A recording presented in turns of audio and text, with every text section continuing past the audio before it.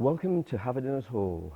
I'm Rick Wood, and this is our project, our family project to restore the building and its gardens. It's been here a long time, 150 years, in various guises. It has been a family home, a girls' school, accountancy college, old folks' home. Once it fell into neglect. It was burnt down in 2004, and after a long period, we bought it with the intention and the wishes to restore the place. There's a lot of work to be done. As you can see from photographs, there's not a roof on it yet. But the way we look at it, we've got decent walls, and we've got an area, the conservatory, the gardens, have all improved, and we're improving them all the time. Today is our open days, which we are doing, open doors, which we are doing with the help of CADU and the local Conwy Council. It's an open doors. We're sharing heritage, because although we own the place, it's a great building that, as indeed all buildings, we're only a temporary custodian of this place to try and restore it for the nation, and that's what we're trying to do. It's been here for 150 years, and this present building is the newer model that was built for Margaret Sandbach's memory. There had been a house here of significance and estate owners for hundreds of years before this building was actually constructed. It's a George Gilbert Scott building. He was a preeminent architect of the mid-1800s. He also built or designed St Pancras Station and the Albert Memorial and the Foreign Office, among other buildings. The workmanship on this building is just glorious, and as I go about restoring it, we realise the skill sets that are necessary to restore it. It was built over a number of years with teams of skilled craftsmen. The building is positioned in a higher elevation than the original building, and we on occasions come across original stones from the original building. In fact, the hall was built using a lot of the old slate stone, and now it is built with London brick and limestone. We've been trying to source more of the limestone. We need to source the slate. We believe it was a Westmoreland slate, which has a green hue to it, and is again quite beautiful, but being able to find it at the moment is awkward. We need quite a lot of them. We shall get there eventually.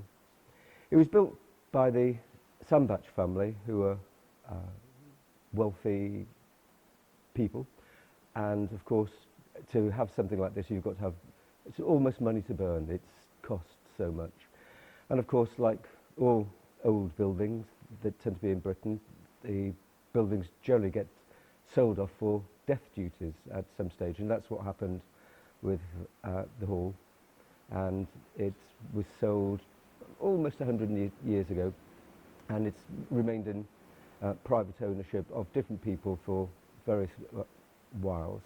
In the Second World War, it was turned into a hospital, and shortly after that, or around a similar time, a girls' school from Sale in Manchester came here, and pupils were here from that stage for about 30 years or so.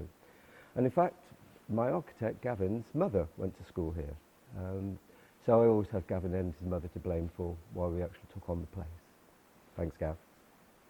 So eventually this will be our family home, as indeed various buildings on the ground already are. We are going to live in the building, and ideally it needs to have a function for the future as well. It can't just be a home unless you're extremely rich, again, with money to burn. And the function we ideally hope will be to hold events here. Weddings, conferences, And of course that needs a business plan. So there'll be accommodation within this building itself. There were originally 32 bedrooms, but very few toilets in those days. So we need to change its form and its structure on the inside to be able to work out how we live here. The grounds themselves, we're restoring as we go along. We are replanting. They had been neglected for about 100 years and abandoned for about 50 years. We've done a lot of clearing, and everything that seems to be left are just large sycamores. There was a spell about 20, 30 years ago where somebody came and wholesale destruction of trees. They logged many trees in here, felled the things, took out the trunks, left all the brash, crushed things, and that's when the preservation orders went onto the place, and it's when the listing, it is a grade 1 listed home, came into effect. So our job now is to replant what was there, and we're doing so at the moment. We're putting in new redwood trees, oaks, beeches, and of course these will be in small scale, so that in 150 years people will wonder who planted those. I'll have to put our names on them, I think, just so that they know who did it. And it's a Chinese old expression that is a sign of a civilized society when older men plant trees that they will never see grow. But somebody's planted these 150 years ago, we get the benefit from that. So hopefully people will have the benefit from where we put the trees. But there are a lot going in now. It's been an awkward year, this last year. The harsh beast from the east and the hard drought that we had. We've lost a few of the trees that we've already put in, but hey-ho. It's like today's open day and it's raining. We just have to live with it.